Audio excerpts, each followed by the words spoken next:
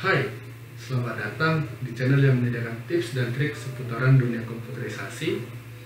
Dan channel ini juga menyediakan materi mengenai Microsoft Office, di mana ada Microsoft Word, Microsoft Excel, serta Microsoft PowerPoint. Bagi kalian yang baru aja bergabung atau baru menemukan channel ini, semoga channel ini bermanfaat bagi kalian. Dan buat kalian yang sedang mempelajari Microsoft Excel, Microsoft Word, dan kawan-kawannya, semoga dengan channel ini kalian bisa mendapatkan solusi atas masalah kalian di Microsoft Office, terutama pada Microsoft Excel. Nah, pada kesempatan kali ini kita akan membahas mengenai Microsoft Excel, yang dimana kali ini kita akan membahas mengenai index dan match. Pada video sebelumnya kita sudah membahas mengenai VLOOKUP dan HLOOKUP. Prinsip kerjanya nggak jauh beda dengan index dan match ini, hanya saja index dan match ini pekerjaannya lebih simpel dan hasilnya juga lebih kompleks ketimbang VLOOKUP dan HLOOKUP. Jadi contohnya saja di sini, contohnya kita mau makan kuah dan minumnya habis panas, maka harganya kan langsung muncul. Nah, kalau VLOOKUP kan kita mengambil data sebelah kanan, misalnya kita mengambil data ini, yang berada di sebelah kanannya itu bisa. Kalau HLOOKUP kita kan mengambil data yang ke bawahnya, jadi kita mencari harga manis dingin gitu kan, ini bisa. Cuman kalau untuk mengambil data dari atas dan dari kiri, yaitu mengambil data ini, VLOOKUP dan HLOOKUP kurang sip lah dia untuk menggunakan itu. Maka dibuatlah rumus index dan match biar untuk mengambil data ini lebih gampang gitu ya. Seperti ini tadi contohnya, kalian bisa lihat ketika kita mengganti makanan minumannya, maka harganya juga langsung berubah. Jadi langsung aja kita praktekkan. Contohnya di sini saya mau makan bakso urat dan saya minum jus wortel gitu ya. Nah, saya makan bakso urat dan minumnya jus wortel. Oke, harganya 12.000. Kita pakai rumus indeks. Kemudian ini kalian blok, data harganya kalian blok. Kemudian harganya ini tadi yang saya kasih warna bawang ini berada pada baris keberapa? Baris kedua ya, baris kedua. Kemudian dia terletak pada kolom berapa? Pada kolom 1, 2, 3. Nah, fungsi indeks itu ya seperti ini. Indeks, pilih kolomnya, pilih tabelnya, kemudian tentukan dia pada baris keberapa dan pada kolom keberapa. Nah, kalau datanya sedikit seperti ini ya nggak masalah. Kita bisa tentukan, pada kolom 3, pada baris kedua gitu ya. Kalau dia lebih banyak datanya, ya capek untuk kayak gini. Maka dari itu kita padukan dia dengan match. Guna match ini untuk mengidentifikasikan nama kolomnya gitu ya. Jadi kita nggak perlu nyari satu-satu, ya baris keberapa, kolom keberapa, nggak perlu.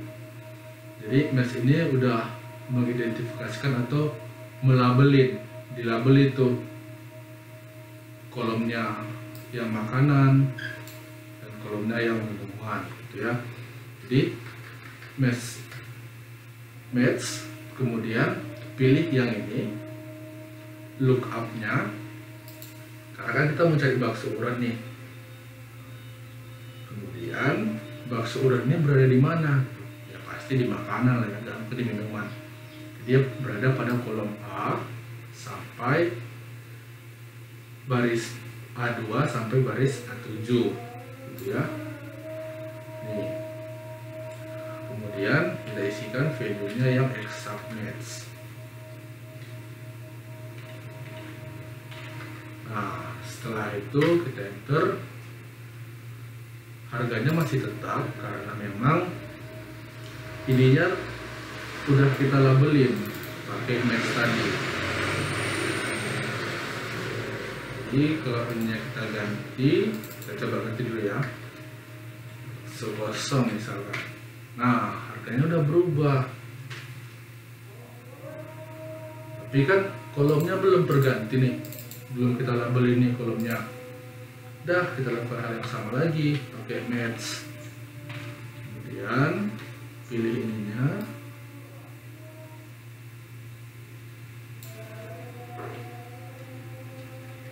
pilih ini dulu, buka value-nya, match, pilih buka value-nya, kemudian pilih ini, maaf yang ini, karena kan kita mencari jus wortel, ya pasti di kolom minuman, ya kan. Kemudian jangan lupa nolnya untuk exact match, kemudian enter. Ya, ada jus wortel dan bakso kosong, ketemu dia harga 10.000. Nah, coba kalau kita ganti ini pakai jus jeruk sal.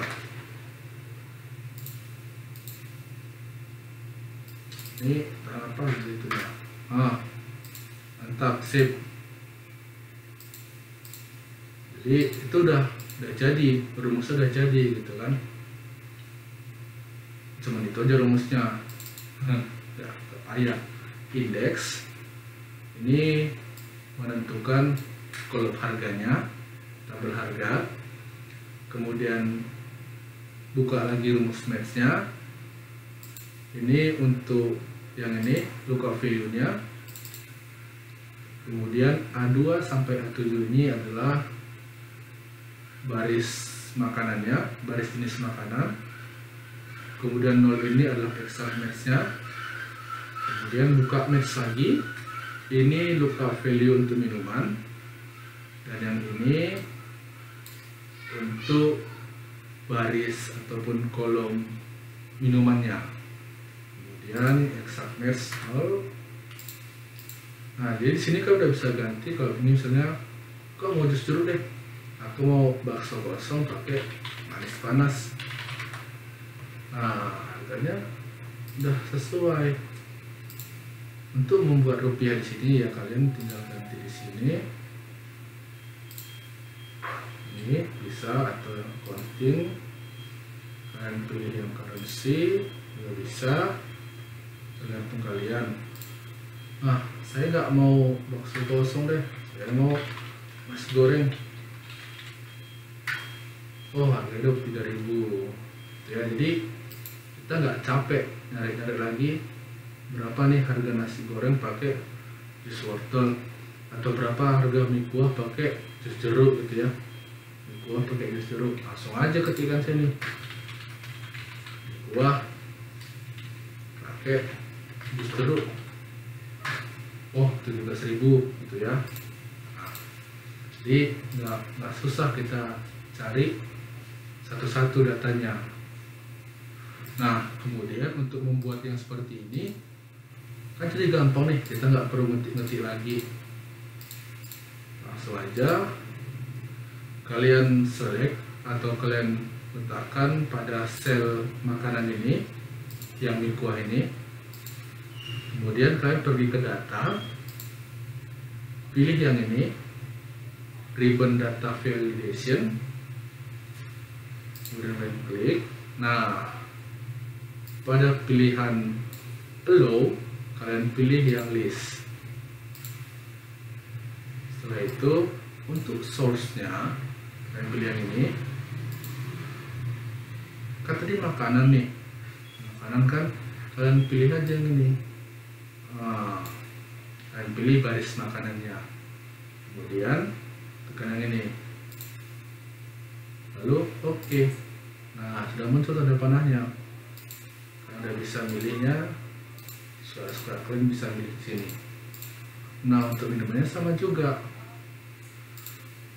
pilih ke sel jus jeruk tadi atau sel ke minumannya, pilih data, kemudian ribbon data validation, pada allow-nya pilih list, kemudian source-nya pilih yang ini, kemudian oke. Nah, udah jadi. Nah, kalian nggak perlu lagi untuk ribet-ribet mengetik gitu. Ini karena datanya cuman data minumannya 4, jadi masih bisa diketik, nggak susah gitu kan.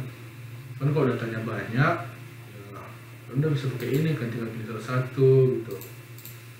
Jadi itulah fungsi index dan match, biar data kalian lebih gampang, kalian lebih gampang untuk mengeditnya gitu, atau mencari suatu data dari kumpulan data yang banyak, kalian bisa melakukan index dan match.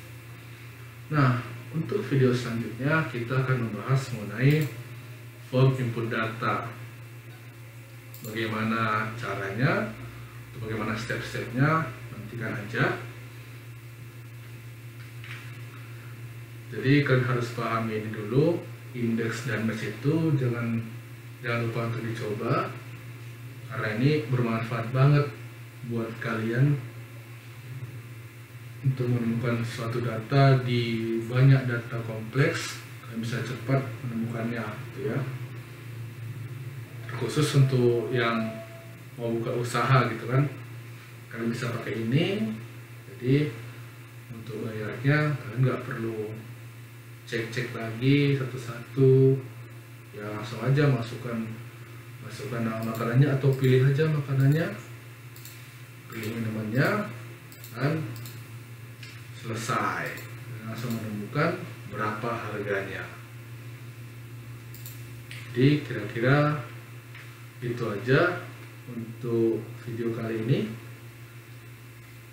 Jangan lupa dicoba, karena index dan match ini fungsinya luar biasa sekali bagi kalian yang memang memerlukan cara yang cepat mencari data gitu ya.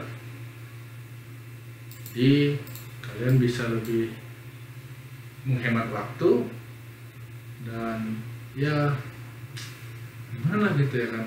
Udah, jangan lupa dicoba aja. Selamat belajar. Selamat datang dan selamat berjumpa kembali di channel yang menyediakan tips dan trik seputaran dunia komputerisasi. Dan channel ini juga menyediakan materi mengenai Microsoft Office, yang di dalamnya terdapat Microsoft Word, Microsoft Excel, serta Microsoft PowerPoint. Buat kalian yang baru bergabung, saya mengucapkan selamat datang. Semoga kalian bisa mendapatkan ilmu dari channel ini. Dan buat kalian yang sedang mendalami Excel atau Word ataupun PowerPoint, semoga dengan penjelasan saya kalian mampu lebih memahami dengan cepat. Sebelumnya saya mohon maaf karena belum bisa upload di belakangan hari ataupun beberapa hari yang lalu, karena saya sedang mengurus kepanitiaan Hari Kemerdekaan kita. Dan untuk kali ini, di kesempatan yang baik ini, kita akan membahas mengenai Excel, yang dimana materi kita kali ini adalah VLOOKUP dan HLOOKUP. Langsung saja. Nah, untuk penjelasannya sendiri, VLOOKUP itu merupakan fungsi yang tergabung dalam index dan match.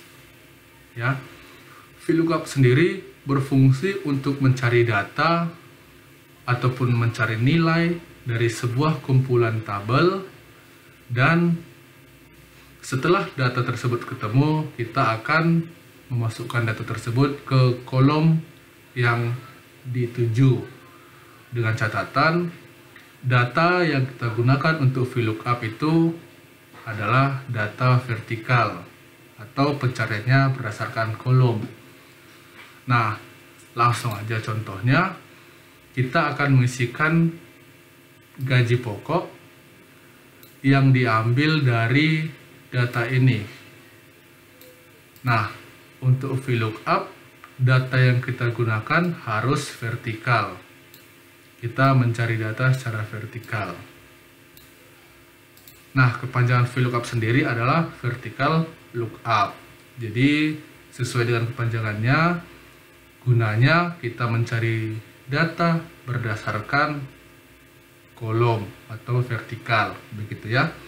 Nah, sebaliknya untuk yang HLOOKUP, penjelasannya sama, yang membedakan adalah datanya. Data yang kita cari itu bersifat horizontal atau bersifatnya baris gitu ya. Kita mencari data baris per baris. Jadi seperti ini. Kita mencari datanya berdasarkan baris, bukan berdasarkan kolom, gitu ya. Nah, kepanjangannya sendiri itu HLOOKUP itu adalah horizontal lookup, gitu ya. Jadi disingkat HLOOKUP. Nah, untuk kesempatan berikutnya kita akan membahas indeks dan match, karena mereka masih satu fungsi. Untuk sekarang kita membahas ini dulu. Jadi langsung aja kita eksekusi. Untuk yang VLOOKUP, rumusnya sama dengan VLOOKUP buka kurung. Nah, di sini ada lookup value. Untuk lookup value ini kita akan mengisikan berdasarkan golongan ya. Jadi lookup value ini diisi dengan sel golongan. Nah, untuk table array-nya itu yang ini. Yang ini table array-nya. Jadi table array yang dimaksud di sini, kita mau mengambil data dari table yang mana gitu ya, saran tabelnya. Itu kalau bahasa saya gitu. Jadi saya gampang untuk menerjemahkannya. Jadi kita mau mengisikan gaji pokok berdasarkan golongan, berdasarkan tabel yang sudah dibuat di sini, gitu ya. Nah, sebelum kita masuk ke kolom indeksnya, di bagian table array ini kita tekan F4. Nah, akan ada simbol-simbol dolar yang muncul di situ. Sebenarnya G5-nya juga harus kena. Jadi kita hapus dulu. Kita select table array-nya, kemudian langsung F4. Nah, seperti itu jadinya ya. Kemudian kita masuk ke kolom index number-nya. Nah, di sini kan ada dua tabel, ada dua kolom nih. Kolom golongan dan kolom gaji pokok. Kita ibaratkan ini adalah kolom pertama dan ini adalah kolom kedua.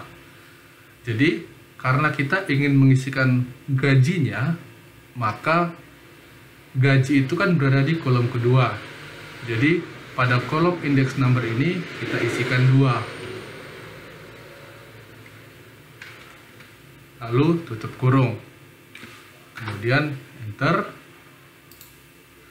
Nah, dia udah ketemu. Tapi ada nggak sih yang penasaran kenapa harus ada simbol dolar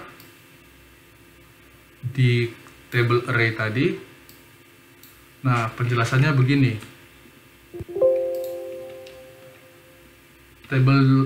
Simbol dolar itu berfungsi agar tabel ini nggak bergerak-gerak gitu.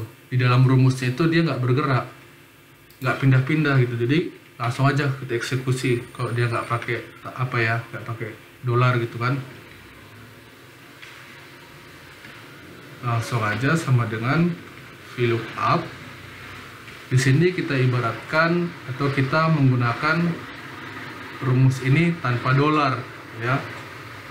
Lookup-nya tadi yang ini, kemudian table array-nya yang ini. Jadi di sini kita gunakan yang tanpa dolar. Nah, sebenarnya hasilnya sama, hanya saja kalau dia kita tarik ke bawah, katakanlah sampai sini ya. sisanya akan nggak memiliki hasil. Kenapa seperti itu? Kalau kita lihat rumus jadi yang kedua, kita bedakan dengan yang pertama. Yang pertama itu dia masih G5 hingga H8, masih sama dari G5 hingga H8 ya, G5 hingga H8 itu masih sama. Sekarang kita pindah ke rumus kedua, dia sudah berpindah ke G6 dan H9. Nah, dia berpindah ke sini G6 H9. Kemudian kalau kita lihat lagi rumus yang ketiga, dia berpindah lagi. Nah, G7 H10. Jadi semakin dia sering berpindah, nah ini udah nggak lagi kan, G8 H11. Sementara di golongannya ini 1, dia nggak akan ada membaca 1 di sini, gitu ya. Kira-kira kalau nanti nggak paham bisa ditanya ulang kenapa harus menggunakan dolar. Jadi intinya dolar itu biar tabel ini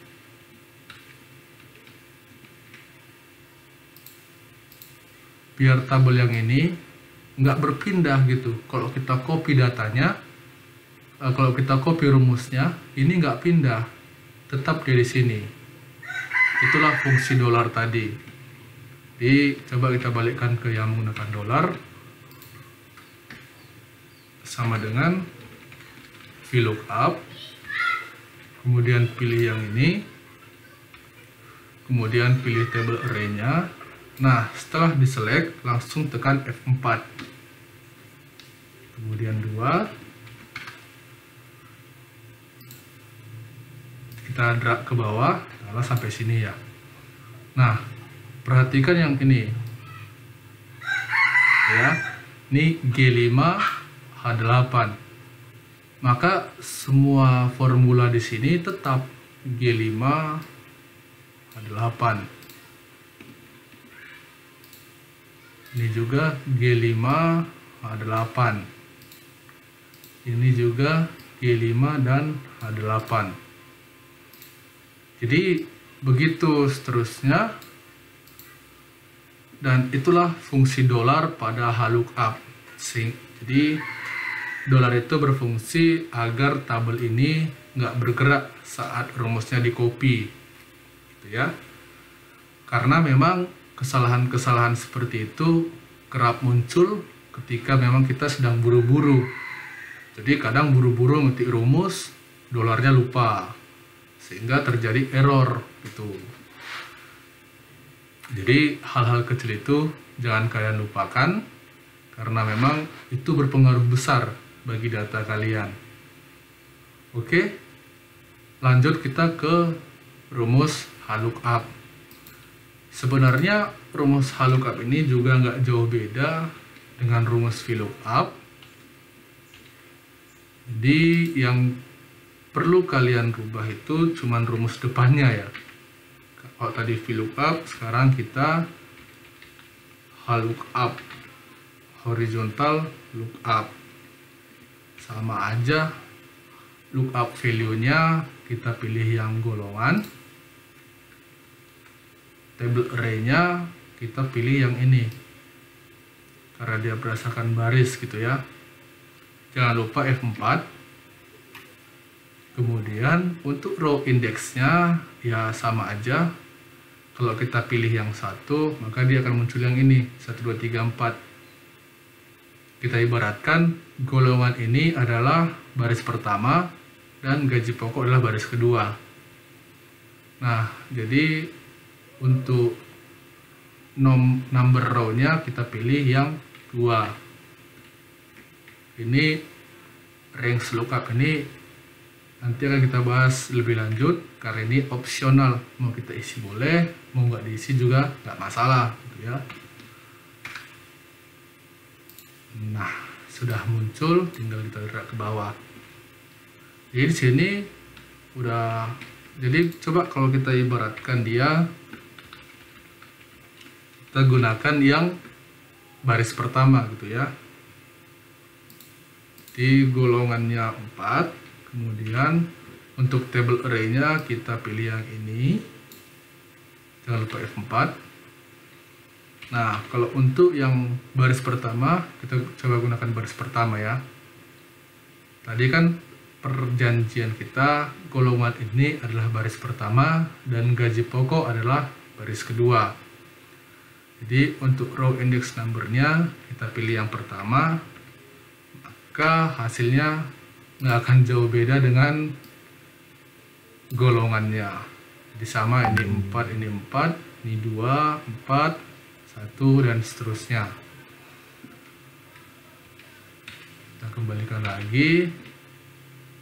Jadi untuk rumusnya tadi nggak terlalu susah, sama dengan lookup, buka kurung, lookup value-nya pilih yang golongan karena kita mau mengisikan berdasarkan golongan. Kemudian table array-nya yang ini, jangan lupa F4, kemudian kita isikan 2. Iya, langsung enter dan selesai. Kira-kira seperti itu untuk penggunaan rumus VLOOKUP dan HLOOKUP.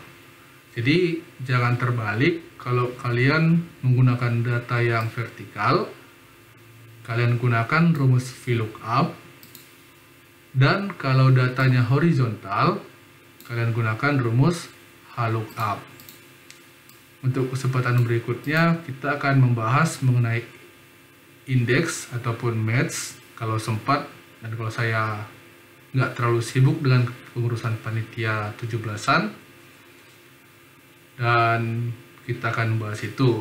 Jika tidak, ya kita bahas yang lain yang udah ada saya record ya. Jadi memang ini termasuk rumus yang sedikit ribet di sebagian banyak orang, karena ini memang datanya masih sedikit. Ini terlihat gampang memang, atau kira-kira kurang berfungsi lah gitu ya. Jadi kalau nanti datanya udah banyak, kalian punya data yang rumit atau yang kompleks, VLOOKUP dan HLOOKUP ini sangat dibutuhkan gitu. Jadi kalian nggak harus mencari data satu-satu, menginput satu-satu gitu. Jadi memang ini sangat bermanfaat kalau data kalian sudah kompleks. Kalau masih data-data kroco kayak gini, ya pasti ngapain sih harus pakai HLOOKUP dan VLOOKUP gitu ya kan. Nah, itu aja untuk pembahasan ataupun materi kita kali ini. Dan seperti biasa, jangan lupa kalian coba, karena kalau kalian nggak coba, ini nggak akan berfungsi gitu ya. Oke, terima kasih dan selamat belajar. Selamat datang di channel yang menyediakan tips dan trik seputaran dunia komputerisasi. Dan channel ini juga menyediakan beberapa materi mengenai Microsoft Office, yang di dalamnya ada Microsoft Excel, Microsoft Word, serta Microsoft PowerPoint. Saya mengucapkan selamat datang untuk kawan-kawan yang baru bergabung di channel ini. Semoga channel ini bisa membantu kawan-kawan untuk lebih memahami mengenai Microsoft Office. Untuk video kali ini, kita masih membahas mengenai Microsoft Excel. Yang akan kita bahas hari ini adalah logika if. Namun, logika if kali ini sedikit lebih rumit. Jadi, mari langsung aja kita simak. Nah, di sini saya sudah sediakan bahan contohnya. Jika kalian menemukan data seperti ini dan kalian disuruh untuk mencari tipe pesawatnya apa, tujuan penerbangannya kemana, biaya per orangnya berapa, totalnya berapa, dan apa bonusnya, dengan ketentuan yang sudah ditetapkan sebagai berikut. Nah, di sini saya akan memberikan caranya bagaimana cara untuk menggunakan if right, if left, dan if mid. Karena kita untuk mengisi tipe pesawat, tujuan penerbangan serta bonusnya kita mengambil dari kode penerbangan. Jadi untuk kode yang ini sudah menyangkut untuk ketiga kolom yang akan kita isi. Nah, bagaimana cara mengambil kode yang di depan ini untuk mengisi tipe pesawat, kode yang di paling kanan untuk mengisi tujuan, serta kode yang di tengah untuk mengisi bonusnya. Nah, untuk itu kita baca keterangannya dulu. Untuk tipe pesawat itu ditentukan oleh 2 digit sebelah kiri. Jadi untuk yang BO, AB, HE ini adalah tipe pesawat. Kemudian untuk tujuannya ditentukan 3 digit sebelah kanan. Untuk yang SKP, HKG, MDN, dan sebagainya itu adalah tujuan penerbangan. Sedangkan bonusnya ditentukan pada digit yang di tengah, seperti JWK, JMD, PYG, dan sebagainya. Kemudian untuk mengisi kolom biaya itu ditentukan tujuan penerbangan,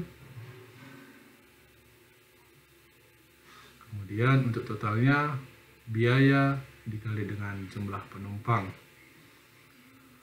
Langsung aja kita isi untuk tipe pesawatnya. Untuk judul hari ini kita mengisi data dengan if right, if left, dan if mid. Langsung aja caranya. Untuk mengisi yang if left pertama sama dengan if buka kurung. Di sini kita isikan left. Kemudian untuk yang teksnya kita pilih sel kode penerbangan yang ini, sel A10. Kemudian kita isikan yang di sini kita diminta untuk mengisi karakter ini. Jadi di sini kita jumlahkan jumlah karakternya ada 2, A dan B. Jadi kita isi aja karakternya 2. Kemudian kita masuk ke dalam logikanya. Jika 2 karakter dari sel A10 adalah AB, maka di tipe pesawat kita isi Airbus. Kemudian di sini karena pilihannya ada 3, kita akan buka if sekali lagi dengan cara buka kurung if, buka kurung lagi left, kemudian buka kurung lagi, kita masukkan juga sel A10 dengan 2 karakter, baru tutup kurung. Sini jika 2 karakter sebelah kiri dari sel A10 adalah AB, maka kita isikan Airbus. Jika 2 karakter sebelah kiri dari kode penerbangan adalah BO, maka kita isikan Boeing 737. Jika pada sel A10 bukan AB dan bukan BO, maka kita isikan Hercules. Begini kira-kira rumusnya. Kemudian langsung aja kita selesaikan. Sesuai dengan 2 karakter di kode penerbangannya, itulah tipe pesawatnya. Kemudian untuk tujuan penerbangan, kita lihat keterangannya. Di sini ada 4 tujuan ya. Jadi kita isikan aja sama dengan if. Karena tadi tujuan penerbangan kodenya ada sebelah kanan, maka dari itu kita ketikkan right. Kemudian buka kurung, kita pilih sel kode penerbangan. Kemudian di sini jumlah karakternya ini 3, tutup kurung. Kemudian titik koma, kita buka lagi di sini. Ini sama dengan jika 3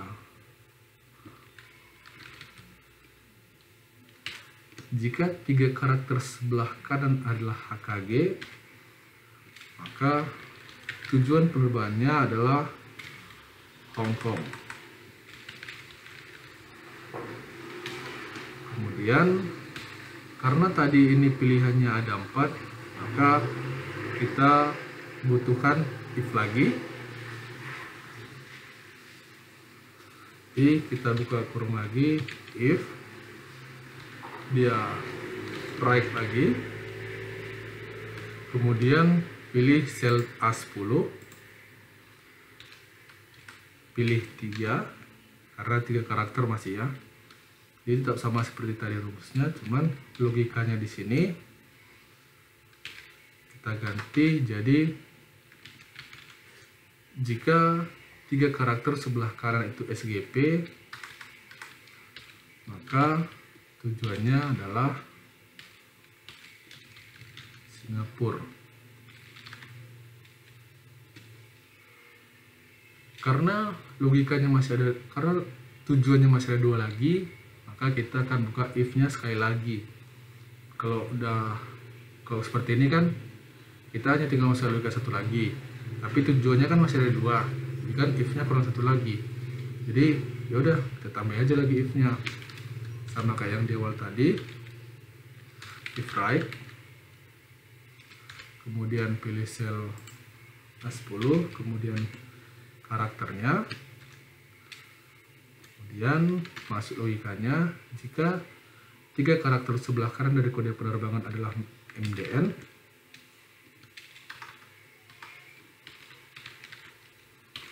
maka tujuannya adalah Medan. Jika bukan, maka tujuannya Jakarta.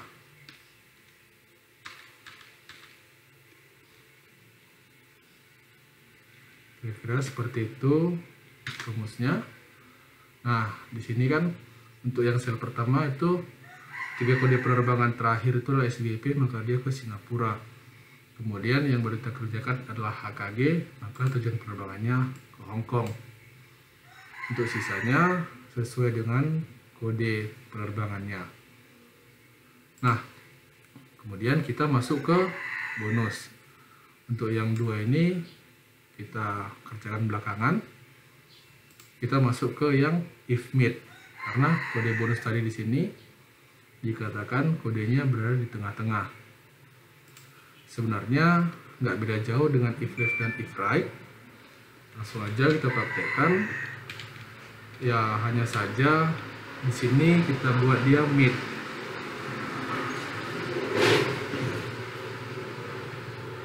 Gitu ya. Jadi if mid buka kurung. Nah, untuk teksnya masih kita menggunakan kode penerbangannya tadi. Di sini bedanya kita disuruh menghitung, kita mulai dari nomor berapa gitu ya. Jadi ini kita hitung kode penerbangannya, setiap karakternya kita hitung. Ini A, B, dan garis penghubung itu adalah 3 karakter di awal. Maka dari itu untuk kode penerbangan, untuk bonusnya kita mulai dari karakter keempat. Simpelnya gini, kita disuruh memulai dari karakter berapa kode tersebut. Ini kan kode untuk bonusnya JMD, maka J ini berada di karakter keempat. A karakter pertama, B kedua, garis penghubungnya adalah karakter ketiga. Jadi sini kita ketikkan 4, kemudian jumlah karakternya itu 3. JMD, ini kan 3 nih, jumlah karakternya 3. Kemudian tutup kurung sama dengan jika dia masuk logikanya, jika dia JWK, di sini jam waker,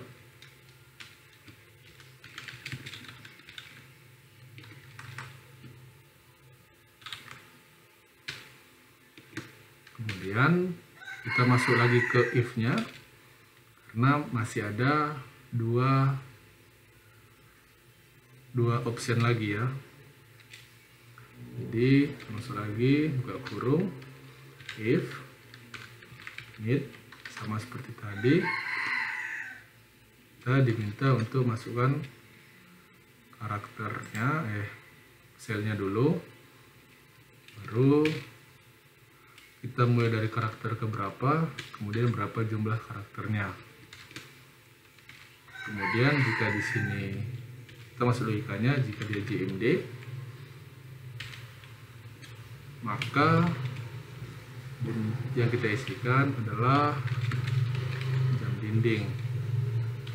Jika bukan JMD dan JWK, maka kita isikan payung.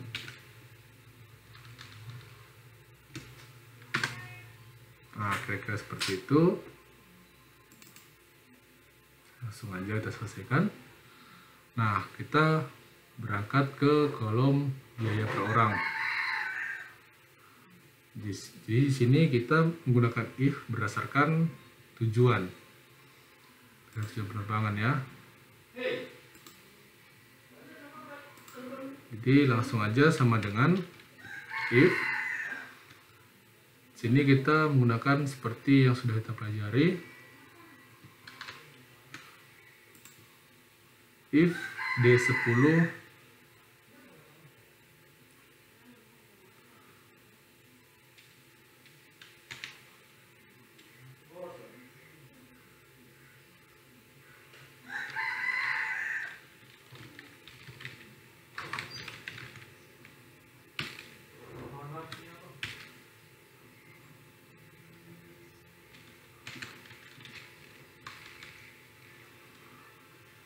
sini sedikit lebih panjang untuk penggunaan if-nya.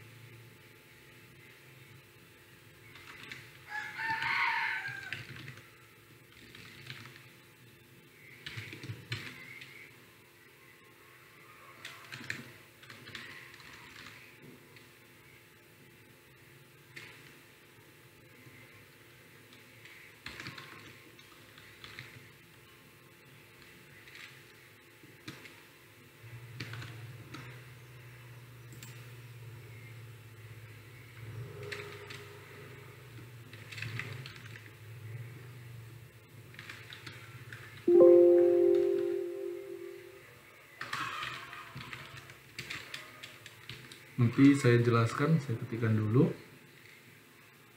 logikanya, nanti saya jelaskan bagaimana cara membaca logikanya.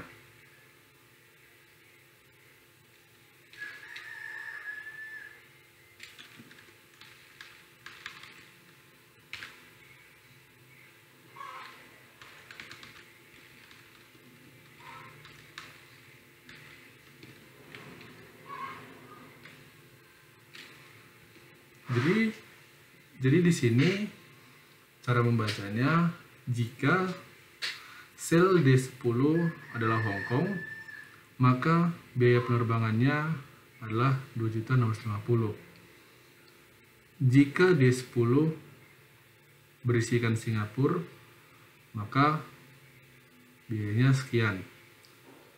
Jika D10 berisi Medan, maka biayanya sekian, tapi jika tidak ada di antara pilihan tersebut, maka biayanya sekian. Jadi karena isi dari D10 itu adalah Hong Kong,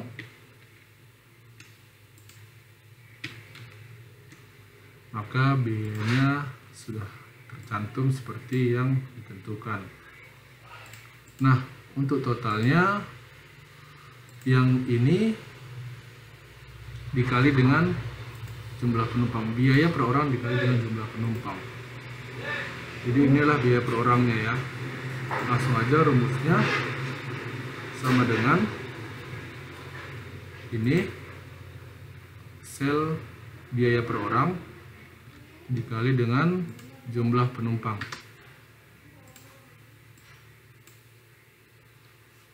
Nah, kira-kira seperti inilah untuk penggunaan if left, if right, dan if mid.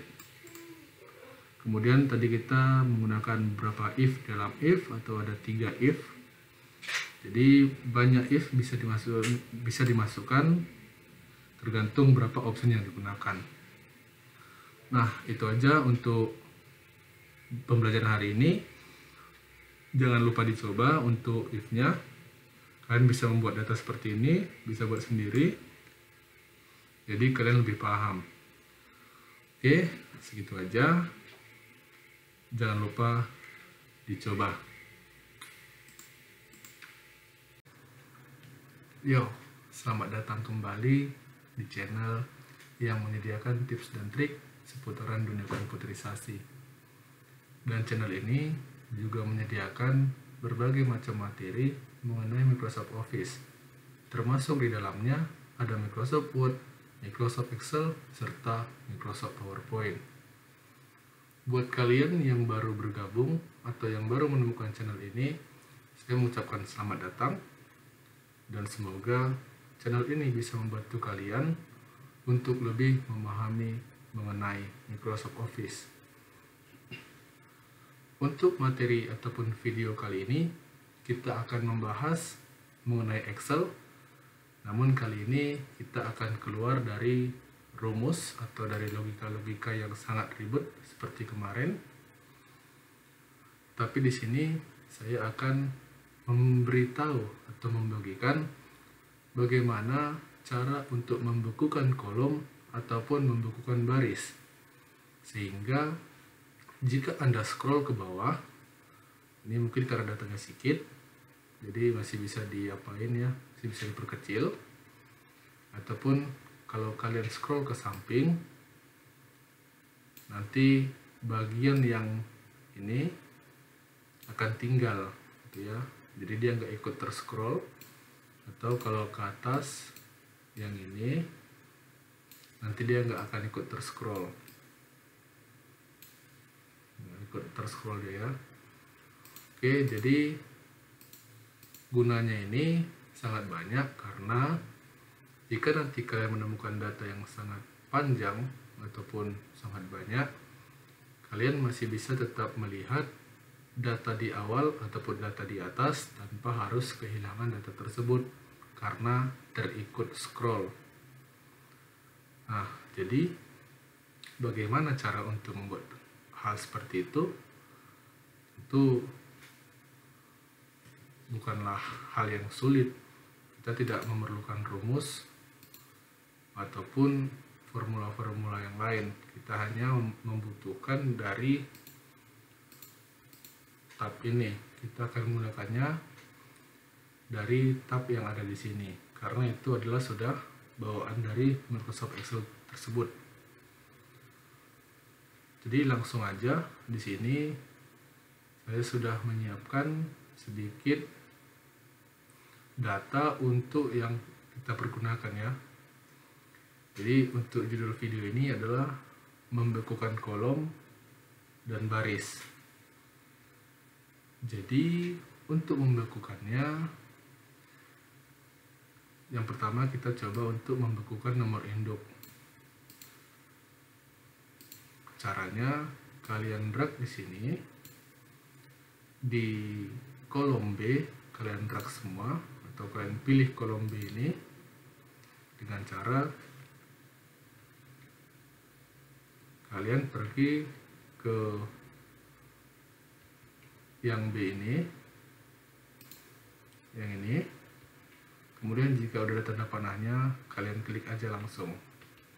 maka dia akan terselect semua sampai bawah. Setelah itu kalian pergi ke menu tab view, kalian pilih yang freeze panes, kemudian pilih yang freeze panes.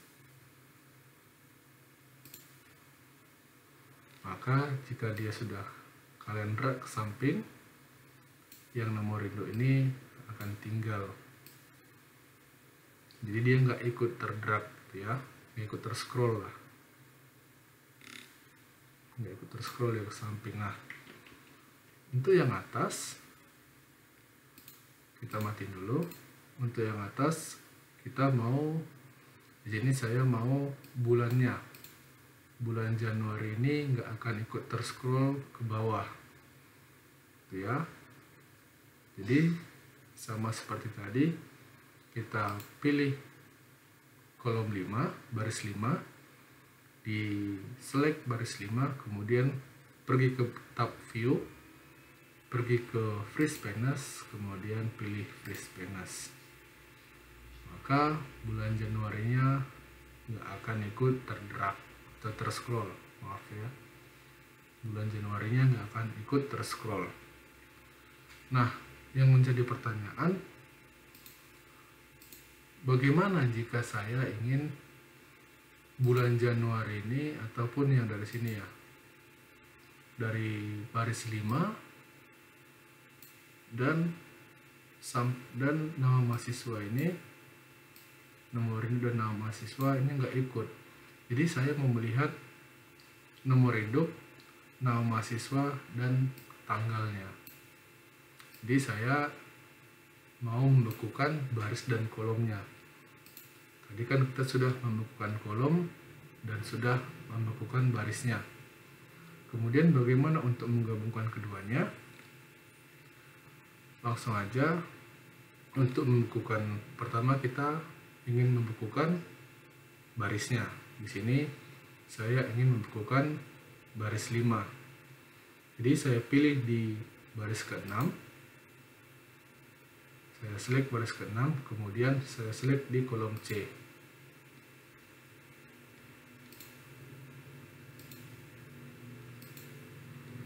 Pilih baris 6, kemudian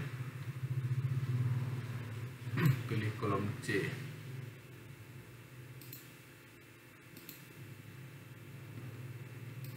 Dengan cara kalian klik baris 6, tekan Ctrl, klik kolom C gitu ya,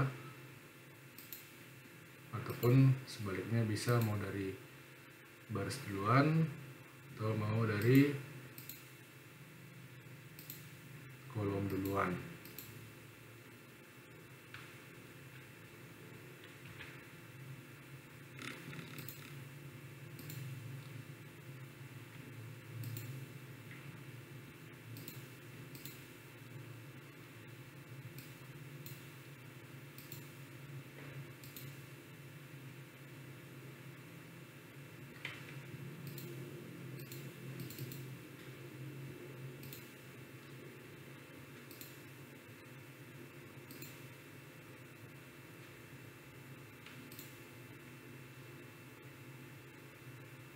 Kemudian setelah kolom dan barisnya kalian select, kalian tekan Ctrl, kalian klik di perpotongan yang ini, yang pertama ya, perpotongan di antara sel C6 ya, pokoknya yang C6 lah, karena kan kita mau membekukan yang atas dan yang nama mahasiswa.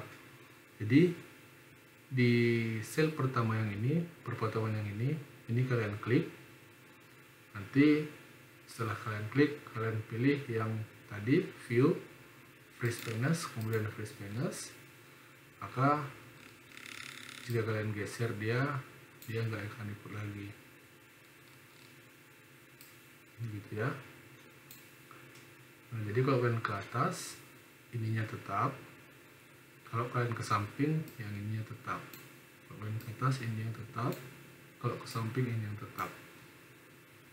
Jadi kalian harus coba, karena nanti ini akan sangat berguna buat kalian jika nanti kalian sudah mendapatkan data yang banyak, tapi kalian susah untuk melihat data-datanya. Kalian hanya perlu membekukannya. Jadi syarat utamanya, di mana kolom yang mau kalian bekukan atau di mana baris yang mau kalian bekukan, kalian pilih baris ataupun kolom setelahnya.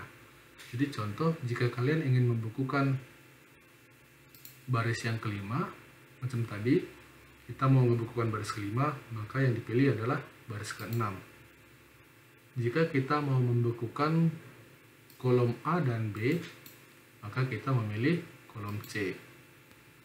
Jadi kuncinya kita memilih satu kolom di depan kolom yang ingin kita bekukan, atau satu baris di bawah baris yang ingin kita bekukan. Nah, untuk percobaan kalian bisa membekukan baris yang ada di tengah-tengah ataupun kolom yang ada di tengah-tengah. Jadi kalau kalian bingung, nanti kita buat caranya lagi. Oke, biar videonya nggak panjang kali, jangan lupa kalian coba.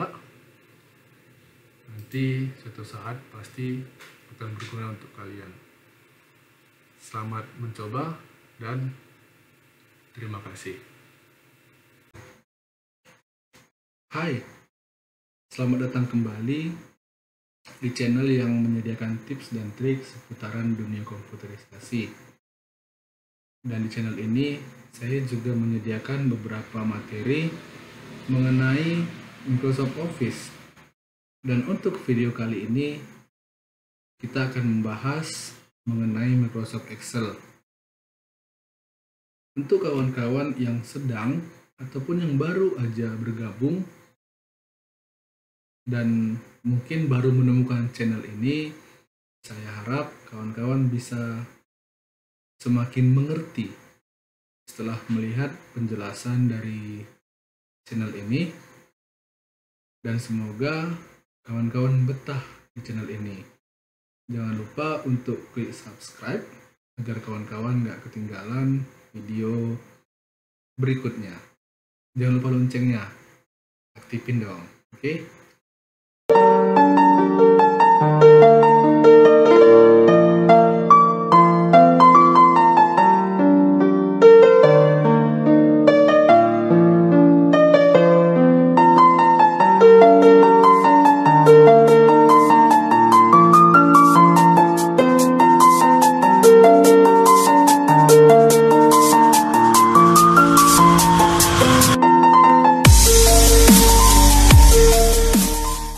Langsung aja, untuk video kita kali ini kita akan membahas mengenai Excel, bagaimana cara membuat titik dua yang rapi dan otomatis. Kemudian kita akan membahas bagaimana cara membuat angka Romawi serta mengembalikannya ke angka yang normal.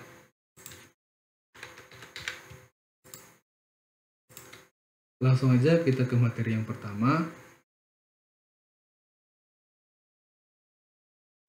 Untuk membuat titik dua yang rapi dan otomatis, kawan-kawan perlu menyiapkan data-datanya. Sudah pasti ya, dimana kita mau buat titik duanya, data-data kawan-kawan nggak ada tuh. Titik dua ini berfungsi banyak, jadi kawan-kawan nggak capek untuk buat titik dua secara manual dan terlihat sangat rapi gitu ya. Kalau di Word kita hanya bisa mengaturnya dengan tombol tab yang ada di keyboard dan titik duanya akan rapi. Tapi kalau di Excel nggak bisa, harus pakai rumus. Oke, langsung aja. Rumusnya itu pertama-tama kawan copy datanya. Ini saya copy biar terlihat perbedaannya gitu ya. Kemudian ini saya hapus titik duanya dulu biar kelihatan nanti bedanya. Oke, langkah pertama, kawan-kawan blok datanya, kemudian klik kanan, pilih format cell. Oke, klik kanan, pilih format cell. Kemudian setelah jendela baru muncul, kawan-kawan pilih pada tab number ini, pilih yang custom. Di tulisan general ini apa saja, ketikkan add spasi bintang spasi petik pembuka petik 2 ya, petik 2, baru titik 2, kemudian petik 2 lagi. Nah, saya ulangi, add spasi bintang spasi petik 2 buka titik 2 dan petik 2 tutup. Setelah itu langsung aja oke. Nah, maka titik 2 nya akan otomatis muncul, dan ini juga berlaku untuk seterusnya. Jika kawan-kawan ketikkan data baru, maka titik 2 nya akan otomatis ikut ya. Bagaimana? Silakan dicoba langsung.